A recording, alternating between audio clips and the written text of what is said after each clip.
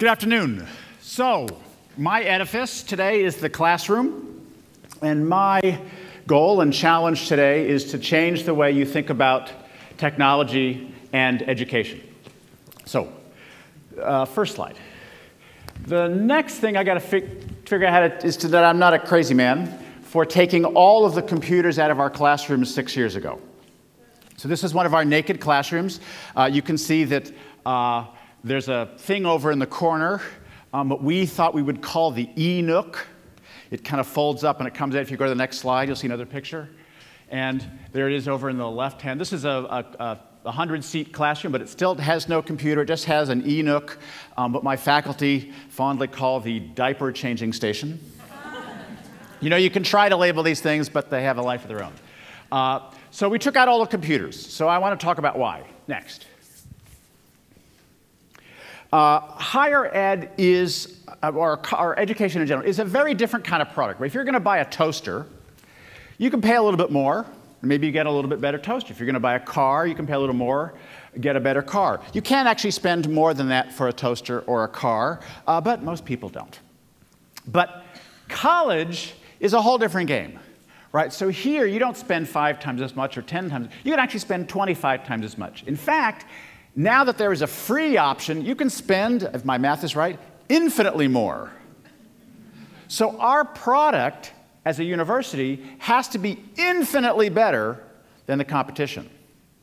That's a pretty high bar. We don't have that for toasters and cars. So we have this kind of strange, people are saying, well, why can't you be free like edX? So we have to figure out what is it that we're going to provide that's worth more for the money. Next slide. We have a second problem. We like tradition. We're not quick to change at universities. And so, in fact, we're faced with a set of circumstances that we've never been faced with. So not only do we have new, free competition nipping at our heels, we have all of this new technology. We have all of this change going on around us. And universities traditionally are not the place where you expect the fastest change. So, first bullet. All right, so there are 3 ideas I think that we can use to combat this and to think about what we do with education in the new digital age. The first is we've got to rethink our value. So in thinking about the relationship between technology and education, we're going to start by what are our values? What's our real purpose? Because our real purpose may have changed, and that's something that's a hard concept. But the value of a residential education, like what you have here at LSU, is that there is face-to-face interaction among faculty and students. That is our value. Our value is not that we have lots of knowledge that you can come and get. The value is that there's something about the interaction that happens on a campus and that you can change minds, you can have discussions, you can have arguments. It's not just about how much content or knowledge you can amass, because guess what? The internet wins when it comes to amassing more content. Universities won 20 years ago. Post-Wikipedia, Wikipedia wins. Second. Technology has got to be a part of our strategy, right? But it isn't a strategy. It's really a tool, right? So we need to use technology, but the important thing about technology is when and where do we use it? It's not, oh, we must have technology. It's where and when can we use it? And third is that learning really is about change. That you can store information without changing, but you can't actually go back and get it, right? Your brain will file it away. But in order for your neurons to connect, you really have to change the way that you think. We know a lot more about the neurobiology of learning, and we've got to use that in our education. So we're going to talk a little bit about change. All right. Technology, however, is with us, and there are 3 components of it that I want to talk about briefly. The first is our relationship to knowledge. So you used to come to a university because it was the only place you could come to and get a lecture like this. Now you can go to TED online, and there are lots of these, right? And we used to have all of the books, and we used to have all the lectures on quantum mechanics and all that other stuff, and now it's all on Wikipedia. It's all online. And so the problem today for future employees and employers is not, do you have all the knowledge you need? Because our jobs are going to change. Knowledge is being created all the time. The question is, can you sort through all that stuff on the internet and give me what I actually need today? not how much do you have in your head, but in some ways, it's how fast can you Google? How smart are you about Google searches? Even sitting there in the classroom, if I say something totally idiotic, nope, that's not right. That didn't used to happen 20 years ago. Now it's about how quickly you access information, how well you sort, how well you think about information, what's relevant, what's not. So our relationship to knowledge has changed. And of course, who would be the last people to notice? This is always the case with disruptive technologies. It's the people who have libraries, right? We're surrounded by knowledge, so we didn't notice that this thing, Wikipedia, was actually going to change things. But if you'd been in Timbuktu, you probably, with not surrounded by the Bodleian Library, you would have noticed, wait, in the same way that cell phones made a bigger impact in countries that didn't have great landlines. So Americans largely missed the boat, because we had phones that worked, right? But if you're in West Africa, and there's a thing here, you put it up to your ear, you can talk to other people. Really? That's fantastic, give me 6. Right? That really changed everything. Americans are like, I have a phone in the office, I have a phone at home, So we haven't quite noticed that this change in the relationship to knowledge is really a revolutionary one. The second issue is social proximity. Technology's changed this forever. We all thought we knew what it meant to be friends. You had to see somebody occasionally. You know, you don't ever have to meet anybody to be their friend. So what it means, though, is that there's an opportunity for learning that can take place in this new social space. There are opportunities for communication, for thought, for having a class where you say, let's actually talk to somebody from Abu Dhabi today. We don't have to go there. We can actually just do it online. We have lots of ways to connect via social media. And the third change, it's a little more subtle, is customization and gaming. That, you know, we all like to go to Starbucks now. We understand that things are customized. But gaming has changed the way that people are learning, and it's changed the paradigm for how we think about learning. Next. So let me talk a little bit about each of these. So the relationship to knowledge. So technology is great for content. There's a word missing, but that's okay. Right? Technology is a great place to find out about stuff. So first exposure, I've listed, you know, iTunes, Open Yale, all of this information, Wikipedia, all these new government websites, all of the I Study Beethoven, all the Beethoven manuscripts that I wanted to see in college are now digitally online. Right? There is tons of information, tons of content, and technology is great for that. But the Khan Academy, as good as it is probably not going to change your mind about calculus.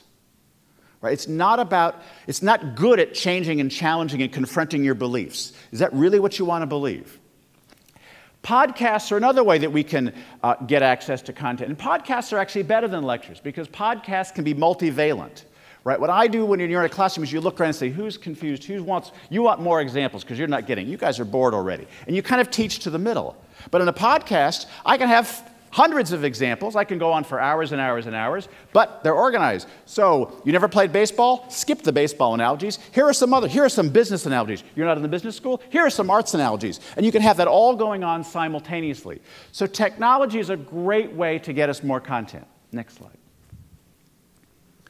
Social proximity. Office hours? Are you kidding me? Talk about two outdated concepts. Right? The first, I have to go to your office to learn something and have contact with you. And second, time is measured in hours. Right? It's all about how can I contact you and when do I contact you. So we have these new tools. Even email, even as simple as email is. Email is a great way to introduce the material or using a Twitter feed to say, are you having trouble with chapter 3 in the reading? And my favorite is that you can actually use technology to demonstrate the power of slow thinking. And of course, of changing your mind. So when a student asks a question in class, you don't have to give the answer. We used to give the answer because, I'm not going to see you again until Friday. But now, that's a great question. I'm going to think about that. I'll send an email to the class later. Or I'm going to investigate that further. So we have another way to connect and teach using social media, and we need to take advantage of that. Next. So I said that games are this model. I think we need to make college more like a great video game. Right? They didn't intend, when they made video games, to make them great learning tools, but they did. Right? They allow lots of different people to play at different times, at different skill levels. They lower the price of failure. A good game is pleasantly frustrating. Not too hard, not too easy. You get information just as you need it. So games are the model for how people have learned before they get here. And we know that students have now spent more time playing video games than they have having perfect attendance, right? So we have, if they were in school since middle school, right? So we have this gaming model, and we're used to customization. We can actually do this in both, literally, we can actually make games to help people learn, but we can think about having levels and challenges and quests, right? That's what assignments are. Games are just a series of little tests. That's what they are, lots and lots of tests. Next slide. So this is my teaching naked cycle. I send an email to prepare students. Hey, we're going to read Rousseau. It's a really hard thing. Think about some of these things as you do it. Then you got to do the reading. You could watch the video. You could watch this great lecture on covalent bonds. Why should I give it? There's a great one from Harvard. Then I give everybody an exam before every class, so I know if you've actually done the work. Then writing. One of my favorite technologies is the index card. Really hot, really low tech, right? Take out an index card, write out a question you have. Write what you must have hated something that Rousseau said. Write it down. And you bring it to class, you flip it over, hand it to your neighbor, they write a rebuttal. It's very low tech. Now, class time becomes this place where we can confront each other, we can challenge, we can actually get into the engagement of why is this important, why is this not important, what did you like, what did you not like? And then I can try to change your mind. And then next. I need a better hand signal. Then I can send you I never have to run out of time. Oh, I forgot, I've got a half century to cover, like will happen in about 4 minutes. Right? I don't have to do that. I can send you a follow-up and say, I'll cover the 14th century on email. Next. So this is actually, and go ahead and hit the button and we'll do the, so actually I start my classes. I don't hand out a syllabus, right? I have just emailed you the syllabus. Don't check. Actually, I'll email it to you after class. And there's a quiz before our next class. There's a quiz on the syllabus. So you'll have to read the syllabus on your own, right? I want to model what students should be doing. And this, in fact, is a real question. And the answer is number 3. No, number 3 is really a learning outcome. I teach jazz, right? This is for your, I want you to fall in love, right? Because your soul, your life will be better if you do this. So I want you to know on the first day of class that this class is about more. So the one that's not actually a learning outcome is number 2. Next. So new technology means, 1, that thinking is more important. This is great news, right? Because that's actually what we teach. We're not actually in the business of filling your head with content. Or if we are, we're going to lose this because the internet can do it faster. We're in the business of helping you sort through all of that stuff and really thinking. And second, that means that course design actually became more important. The old syllabus list of topics is not going to cut it. That thinking and course design, that's actually what we now have to focus on. And this optimism bias is again, we know a lot about the brain now. And one of the things we know is that facts don't work. Facts don't actually change your mind much. And especially if it's bad news. Right? So if you're a smoker, you think, yeah, smoking kills those people, but not me. Right? You always apply it to everybody else. Next. So we've heard about MOOCs, massively online open courses. Meet MBCs. What we really need to do is have massively better classrooms. That is what's worth the money that you're going to pay, because if our classrooms are only a little bit better than what's online, they're not worth infinitely more. They're probably not worth anything more. Next. So we are a 1970s Buick. And in 1970, it's like, we're pretty good. We're a Buick. Look at those. Who's going to want one of those Datsuns or Toyotas or little Hondas, right? The online stuff, they may not be very good now, but in 1990, if we're still that Buick, the competition will improve, right? The Infiniti, then the Lexus, that might actually be a little competition, as it did actually prove to be.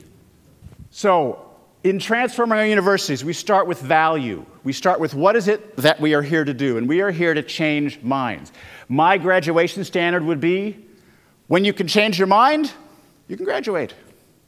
And as faculty, my job is to actually model that. So every semester, my goal is to say, wow, that's a great question. You've actually changed my mind. That's the most important thing I can do. Our classrooms have to be places of change. 2, We've got to think about our product, right? Are we really about the brand? Are we really about, Greek life and football, or is the money for something else? It might be the other stuff, but we have to think about that. And third, what is our mission? At the moment, all universities are exactly alike. We all want to be like Harvard. We all want to be big, nationally ranked research institutions. Is that really good for everybody? So if we were a sandcastle, would you want to make sandcastles like everybody else's? Or would you want to say, I want to think about the problem in a very different way? So, next. Pricing. Once we have our unique mission, we've got to think about all of these things. At the moment, we charge you more if you fail, or if we fail, right? It's like going to the doctor. Doctor, help me. You pay a copay. Take this. Doesn't work? Fine, just come back and pay me again. What about outcomes-based pricing, like we're seeing now in medicine? What about learning-based pricing? You can come here as long as you want or not as long as you need, and when you've learned what you need to learn, you graduate. Next. What are our measures? Do we really need grades? Do we need credit hours? Are we really giving you a degree based upon how long you sat in the chair? Yes, we are. That is, in fact, what we do. We are grading the wrong part of the body, people. And third, last, admissions, right? So everybody wants more selective admissions. Well, that's more fun to teach. Sure, better students, better product. But are we really doing all we can for our society? What would a university of potential look like if we didn't just look at, well, you were good in high school, therefore you'll be good in college? We have to rethink all of these things around our core mission. So to me, the value is about change. What we really want to do are change minds. And we need to reorganize our universities now that knowledge is plentiful and we have social proximity and we have all of this possibility for customization, and change the way people think. That's really our fundamental core. Thank you.